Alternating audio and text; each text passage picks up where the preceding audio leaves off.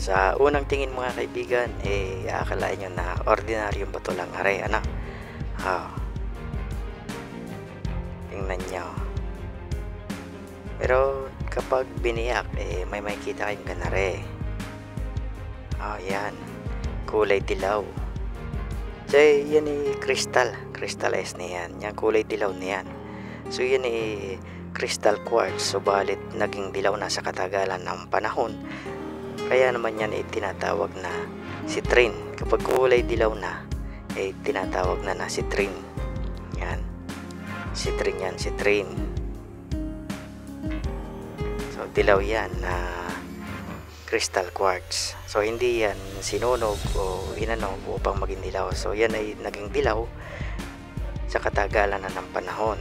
Hinubog na siya ng panahon. Kaya yan ay naging kulay dilaw ng kalikasan, ano? So, hindi gawa ng tao. Yung iba, pinipeke ang citrine at pinapaso upang maging dilaw. So, yan ay hindi pinaso o hindi sinunog upang maging dilaw. Yan ay sadyang naging dilaw na sa katagalan ng panahon. So, yan dati ay kulay crystal quartz, ano? Yung clear na crystal. So, yan ay crystal. Subalit dilaw, parang insenso. So, ang ganare, kapag kayo ay nakakuha, pinaniniwalaan na maganda sa anumang uri ng negosyo, sapagkat ang batong ito ay pinaniniwalaan na gamit pa ng mga negosyante noong unang panahon. So, kung kayo ay hindi nakakakita ng mutya na pang negosyo at kayo naman ay nakakita ng ganaring bato na kulay dilaw na kristal, citrine nga, magagamit nyo rin yan upang swertehin at pinasin ang inyong mga negosyo. Sapagkat napakahirap din magnegosyo, ano? Hindi biro ang negosyo.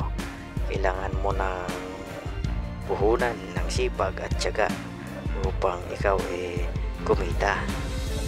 So, maraming nagnenegosyo na sa una lang sagana ang kanilang tindahan. At habang tumatagal ay nauubos hanggang sa nauugrot at lugi pa sa puhunan. O kaya naman kung kayo makakakita ng ganare at balag nyo magnegosyo, maganda rin na maglagay kayo sa inyong mga tindahan, ano? O kaya ilagay ninyo sa inyong mga lagayan ng benta.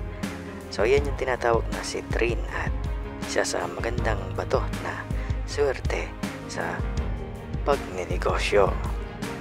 So, ayan nga ang paggamit. Maaari nyong ilagay sa inyong mga tindahan. O kaya naman kung may singsing kayo, palagay ninyo na bato ng singsing. Ganun din naman, maaari nyong ipaholma upang gawin ninyong kwintas.